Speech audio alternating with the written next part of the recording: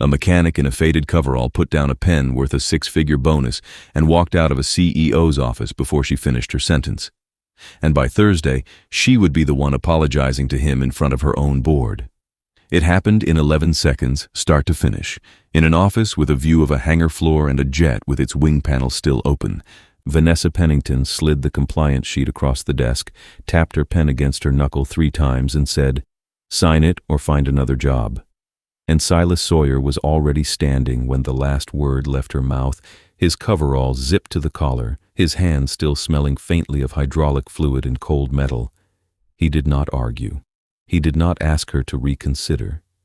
He set the pen down on the exact line where she had left it, as if returning something borrowed, and walked out past a room full of people who had already decided what kind of man he was by the patch worn thin at his shoulder seam. 3 days later, the part he had refused to certify would still be sitting inside that jet's left wing, exactly where it did not belong, and it would take a vibration no diagnostic panel could name to bring anyone back to the truth he had tried to hand them for free. None of them knew, that afternoon, that the man walking to his truck in the parking lot had designed the wing itself, had drawn the spar assembly on a drafting table 9 years before most of the people watching him leave had ever been hired, back when the company that built it still carried his name on the patent, before a merger folded it into paperwork and folded him out along with it. If you've ever watched someone underestimated for the way they dress instead of what they know, stay with this one to the end. 6 years earlier than any of that, before Pennington Air Charter had ever heard his name, Silas Sawyer's mornings began the same modest way, and they still did. Dawn came gray through the kitchen window of the small rented house he shared with his daughter, the coffee maker ticking through its cycle, a lunch already packed in the container Josie had picked out herself, the one with a faded cloud sticker on the lid she would notice instantly if it ever went missing. He moved through the kitchen in the particular stillness of a man who had already done a full day's work in his head before the day began. On the pegboard above his workbench in the garage hung a steel torquey wrench with a worn leather sleeve on the handle, the initials ES engraved along the shaft in a hand that was not his own. He took it down most mornings out of habit rather than need, turned it once in the light the way another man might check a watch, and hung it back exactly where it had been. He never lent it. He never explained why. Elsie Sawyer had been a structural engineer before she was his wife, and before the illness took 18 months to do what illness does, she used to sit at that same workbench correcting his math with a pencil, telling him a wing doesn't announce its failure. It erodes toward it, quietly, invisibly, one signature at a time. She died 4 years ago when Josie was 5, and there had been no dramatic collapse to either of their lives afterward, only a long, plain adjustment. A smaller house, a shorter commute, a job that asked less of him than the one he'd left. Before that, for 9 years, he had been the lead structural engineer at Callaway Aerostructures, principal designer of a wing spar assembly used across an entire regional jet line, the kind of work that should have kept his name attached to something permanent. Then came the 2019 merger, the closing of the plant, and a buyout attorney's quiet note in the patent filings that reassigned his design credit to a holding company that no longer existed under its old name. He did not fight it. He had a daughter starting kindergarten, a wife who by then could no longer climb the stairs without stopping twice, and no appetite left for lawyers. He took the job at Highfield Regional Airfield instead. 6 years now under Reuben Dalton's line crew, a deliberate retreat rather than a failure, though almost no one who watched him change a tire strut or bleed a brake line would have guessed the difference. At Pennington Air Charter that Tuesday, the deadline sat over the whole shop floor like weather. The fleet expansion signing was 10 days out, investors already confirmed, and Vanessa Pennington had contracted an outside mechanic crew, Silas among them, to clear a backlog of pre-flight compliance sign-offs before her own maintenance staff could get to them.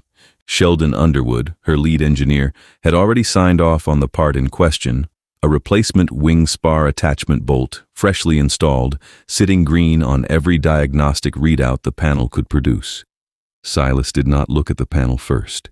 He climbed the service stand, put 2 fingers flat against the housing, and listened the way another man might lean toward someone speaking too quietly to hear, his head tilted a half inch toward the metal. He turned the bolt by hand, slow, feeling for the give in torque resistance that lasted barely 2 seconds and that no gauge in the hangar was built to flag.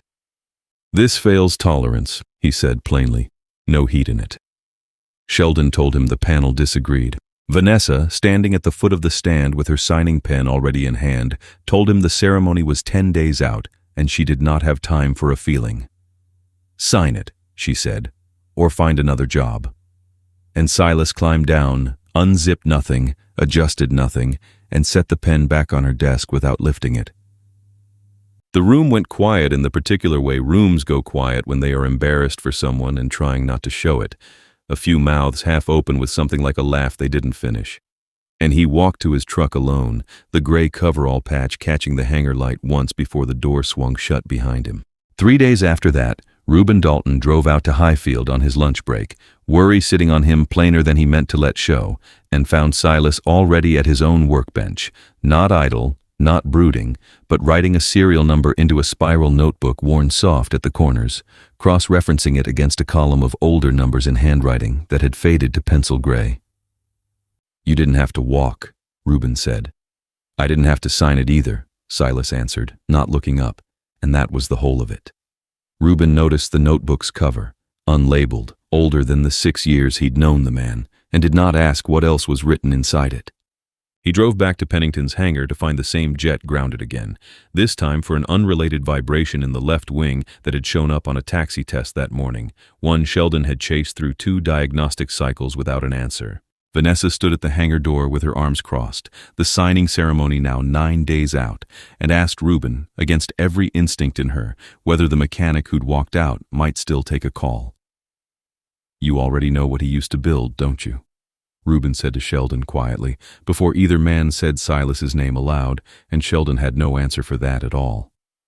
Silas came back only because Reuben asked him to, at midnight, when the hangar was empty enough that no one would have to watch him do it. He climbed the same service stand, put his hand flat against the same housing, and found the vibration in under 2 minutes. Oh, a hairline seat misalignment 3 components down from where every gauge had been aimed. He corrected it with a torque adjustment and his own 2 hands, said nothing about the bolt he'd refused 9 days earlier, and began packing his tools as if the matter were closed. It was Reuben who could not let it stay closed. 9 years ago, he said, to Sheldon first, then louder, to Vanessa Pennington standing in the hangar doorway in a coat too clean for midnight. "This man designed the wing spar assembly on this exact aircraft, at Callaway, before either of you had a badge here." Vanessa did not move for a long moment, her pen still in her coat pocket, unused. "Is that true?" she said, and it was not really a question.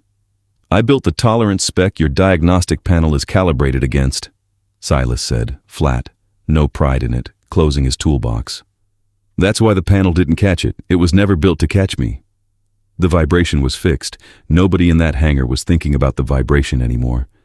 The days after moved the way a slow leak moves, quietly, and then all at once. Silas gave Reuben the serial number from the substituted bolt, and the 2 of them, working evenings at Highfield's shop table, traced it backward through 3 separate purchase orders, each one routed through a shell account before landing at a discount hardware brokerage that had never appeared in Pennington's approved vendor list. Sheldon Underwood, digging through his own 6-month sign-off history to prove himself right, found instead an inspection sheet bearing his signature for a date he could account for by hospital records. His daughter's tonsillectomy, 3 states away, the day he supposedly walked a fleet inspection he had never seen. He brought it to Vanessa himself, hands unsteady in a way that had nothing to do with anger. Meanwhile, a rival charter firm leaked a story to a regional trade paper about unexplained maintenance delays at Pennington Air Charter, and her board, spooked by the timing, moved the public signing ceremony up by 2 days, from the following week to Thursday morning, tightening every clock in the building at once. That same night her lead investor called her privately, his voice carefully even, to say that any public airworthiness question before Thursday would end the expansion deal entirely. Deal or no deal, relationship or no relationship. Vanessa sat alone in her office afterward with the lights off, turning her pen over and over without tapping it, and did not sleep. Reuben, working a channel of his own, tracked down a retired FAA structural inspector named Garrett Rhodes, a man who had certified Callaway's original spar designs 9 years earlier and still kept his old case files in a storage unit out of habit. Rhodes did not need convincing for long. He pulled a 9-year-old schematic from a cardboard box, held it beside a photograph Reuben had taken of the current fleet's spar housing, and pointed to a stamp number pressed faintly into both. Identical, impossible to fake, the kind of mark a man leaves once and never repeats. "That's not a resemblance," Rhodes said. "That's the same hand." With that confirmation sitting on the table, undeniable and outside anyone's grudge or gratitude, the rest of the evidence closed fast. The shell purchase orders led not to a rushed procurement clerk, but to Tobias Langford, Pennington's director of maintenance procurement, whose name turned up quietly and completely as a silent partial owner of the discount brokerage itself. 2 years of substituted wing spar hardware routed through his own approvals, the forged inspection dates covering the pattern just long enough to survive an audit that had never come. Vanessa read the file alone in her office the night before the signing, and what she felt was not the anger she had carried into that first meeting with Silas. It was the specific, cold recognition of having aimed her fury at the one person who had been quietly keeping her fleet honest, while the man drawing a salary from her own procurement office had been doing the opposite for 2 years and calling it cost management. The morning of the signing, the hangar was dressed for investors and press, a banner overhead, folding chairs in careful rows, the jet gleaming under lights it hadn't worn in years. Vanessa Pennington stood at the front of the room, not with a ribbon or a toast, but with a folder, and she opened it before anyone could applaud. She named the substituted parts, the shell purchase orders, the forged dates, plainly, without theater, the way a person reads a verdict rather than delivers one. Tobias Langford was not marched out in front of the cameras. A company car was already waiting for him at the side entrance before the folder was even halfway through, and he left without a scene, which was its own kind of mercy nobody in that room begrudged him. Then Vanessa turned to Silas, standing near the back in the same faded coverall, and said, in front of her board and her investors and the press she had invited to watch her sign a very different kind of paper than the one she'd planned, "I offered you a job or a door. I should have offered you an apology first." She held out the reinstated title of lead structural engineer, the signing bonus, full back pay for 6 years undervalued, and Silas did not reach for any of it. "Keep the title," he said. "Pull every substituted part from the fleet before you fly it again, and name the new inspection protocol for my wife, Elsie Sawyer.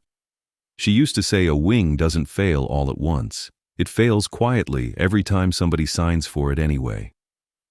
His hand, in his pocket, had closed around the torque wrench he'd carried in there since dawn, though no one in the room could have known that, and he did not take it out to show them. The room that had laughed at him 9 days earlier did not laugh now. It simply watched and understood, and let the silence be its own applause. 3 months later, the shop floor at Highfield Regional ran under a new standard the whole fleet had adopted, printed plainly on a laminated card above every service bay, the Sawyer Rhodes Protocol, 2 names side by side, one living and one who had wanted no part named for himself alone. Pennington Air Charter's 12 jets flew under it now, every substituted part accounted for, every inspection date real. Vanessa Pennington drove out to Highfield once that spring, unannounced, and found Silas under a wing that wasn't hers, working alone in the gray coverall he still wore without complaint. She did not bring cameras or a folder this time. She tapped her pen against her knuckle 3 times, an old habit she hadn't broken, and said only, "Thank you," plain and unornamented, and got back in her car before he had to find an answer for it. That evening, at the small rented house, Josie sat cross-legged on the garage floor with a new crayon drawing of a jet, its wings a little crooked, a sun in the corner she always drew the same way, and taped it inside the lid of Silas's toolbox, right beside the older drawing that had hung there for years. The torque wrench engraved ES went back up on its hook, unused that evening, the way it usually was, and the coverall waited by the door for morning, patched at the shoulder, ready. If quiet competence has ever gone unseen in your own life, you know exactly why he asked for nothing more than the truth on the page.